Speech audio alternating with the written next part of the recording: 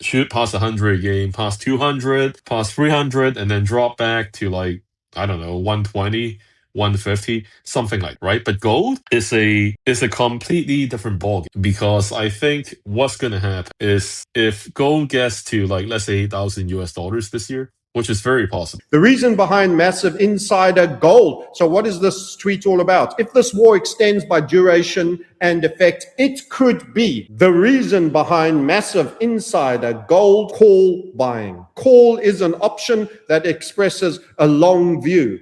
With December 2026 expiries, those are not long, those are not leaps. All mine stuff on silver is taking me to 2028. These guys with 20,000 to 25,000 strikes. You know what might have happened for gold to have hit those spikes? Gold and silver markets are entering a high volatility cycle, with analysts like Yeung and Francis Hunt highlighting unusual options activity and long-dated positioning.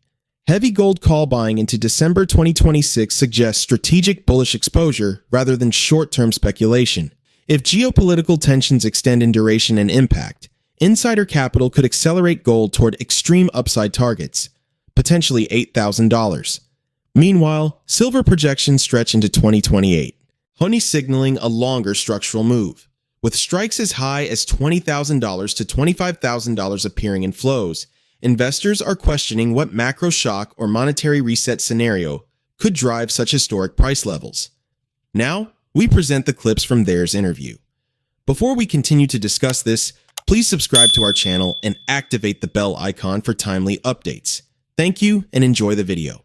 Later, followed by Volcker, he ran it up and he ran the debt valuation down. And guess how that felt? You didn't afford your house if you had a mortgage. That's how it felt. That's what interest rates climbing mean. Housing got devalued and rebased greatly down. The stock market went down, went nowhere from 68 till 1982. Warren Buffett is a feature and function of being aggressively long in the US stock market with cash generating companies since 1982.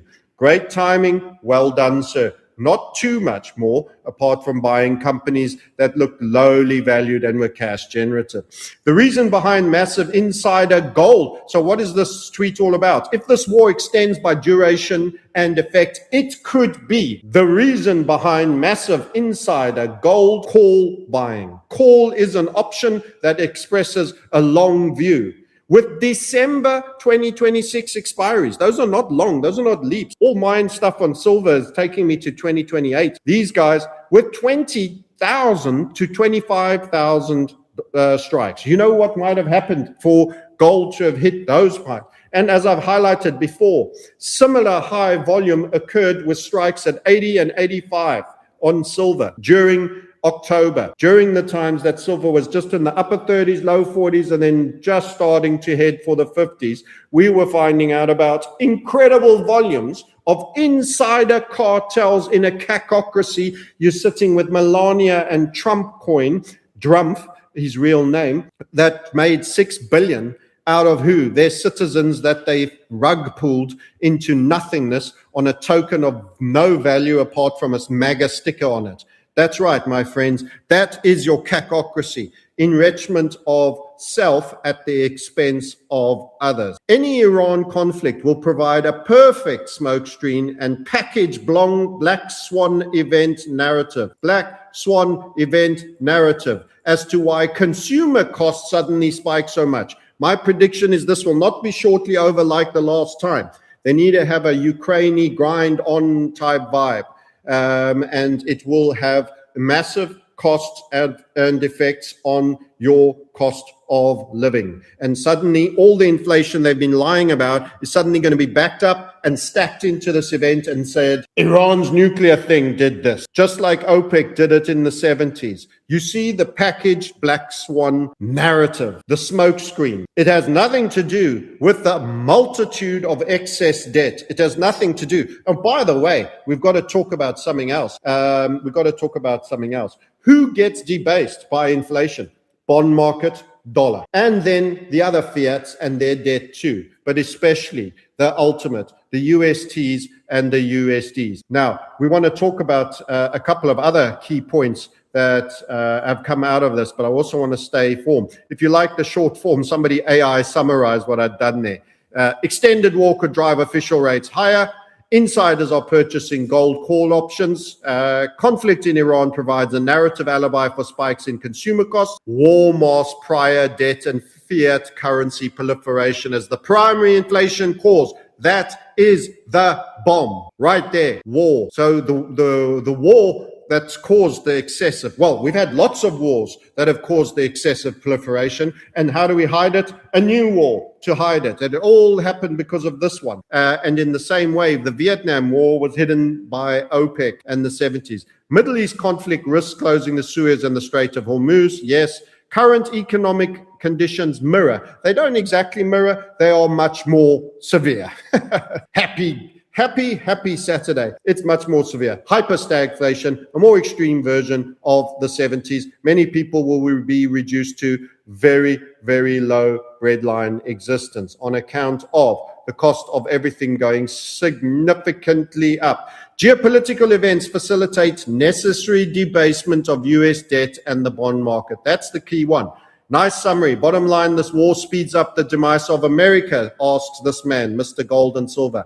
Correct is my answer. It is an accelerant. America is not winning. Whether you win, lose, or stalemate for a long time, which is the ideal because you can drag it out. Think Ukraine, all the theft, all the body parts you're stealing, the nice organ trade that they do in New York, Tel Aviv, off, the Christian Orthodox Ukrainians and the Russians, if they ever get the bodies, and the children that are orphaned, and the child trafficking and everything else. Win, lose, or stalemate, it's immaterial. The financial and economic consequences accelerate the decline of the current hegemon, the global bond and fiat markets, and more specifically the dollar and the USTs. That is the understanding you need. These are manufactured events that are designed to do damage to the debt market, the currency, and ergo, by definition, to your cost of living. Rising geopolitical tensions and extended conflict risks are reshaping global financial markets. Analysts warn that prolonged war could push interest rates higher, while accelerating inflation, debasing fiat currencies, and pressuring the US dollar and Treasury markets. Heavy insider buying of gold call options into 2026, alongside long-term silver positioning toward 2028, signals expectations of significant upside in precious metals. Excess sovereign debt, monetary expansion, and bond market fragility. If Middle East tensions disrupt key trade routes like the Strait of Hormuz, energy shocks could intensify stagflation, boosting gold and silver demand. Let's get back to the interview. China is like the reversal of the US and the West. What I mean by that is I'm just going to list some examples for your audience and they'll get it. They might get a giggle out of, okay? So like in China, for like people, regular people buying gold and silver, we just buy it. It's like it's like a gut feeling. We go and buy it. I consider myself pretty knowledgeable. I know what's happening behind the scenes. I buy because of that. But a lot more people, they just buy it because, they feel that something is wrong, that their fiat, currency is being watered down. Okay.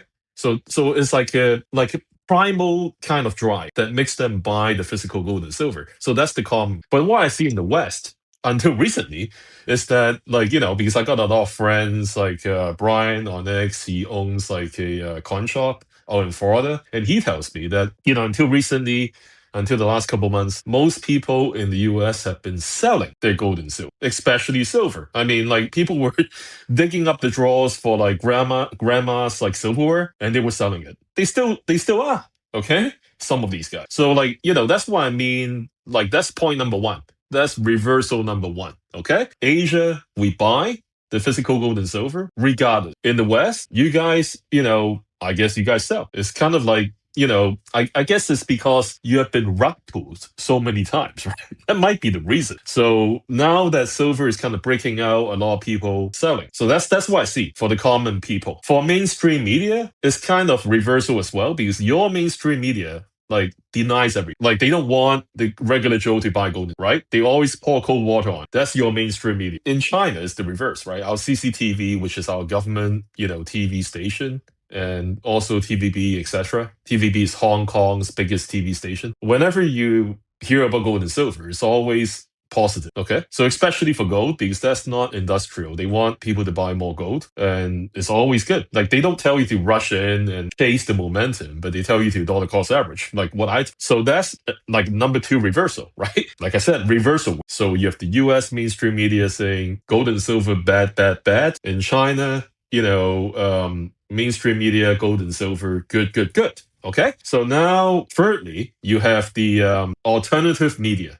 like guys like me and you, like Andy Shack, Miles Franklin. Okay. Like, I consider myself, one foot in the West, one foot in Asia. But like in the West, your alternative media is mostly positive towards gold and silver, right? Because you guys, you're the people. You don't want to see people get hurt, and you tell people the truth. You want people to buy gold and silver. But like, interestingly enough, in China, like the quotation marks experts, they don't say good things about gold and silver. I mean, every step of the way, they say it's like a potential trap, rug pull, etc. They're still doing it on our X, which is Red Note in China. Okay, so it's our social media. They basically on a daily basis say bad things. I shouldn't say bad things, but like they would say we are like at a peak. There's no silver shortage. Gold might take a U-turn, like all that stuff, right? All that stuff that your mainstream media say. So I find that interesting, and I spent like a lot of my time debunking I don't want to say lies, but like maybe misinformation that they are pumping out. Like, so I spend a lot of my time in China on Red Note doing, there's a lot of stuff that they talk about, like their COMEX analysis is just totally wrong, like completely wrong. Okay, so that's what I do. Physical gold and silver demand shows a sharp east-west divide. In China, retail investors often buy bullion instinctively, viewing precious metals as protection against fiat currency debasement and economic uncertainty. State media outlets such as China Central Television and Television Broadcasts Limited frequently promote steady gold accumulation, encouraging dollar cost averaging. Meanwhile, in the US, reports from dealers like Miles Franklin suggest many households have recently sold silver into price strength. Interestingly, Chinese social platform Xiaohongshu features skeptics warning of gold pullbacks, highlighting contrasting narratives shaping global precious metals sentiment. Share your thoughts on his analysis in the comments section below. If you find this video informative, please support us by turning on notifications to stay informed about our latest videos. See you in the following video. Thanks for watching.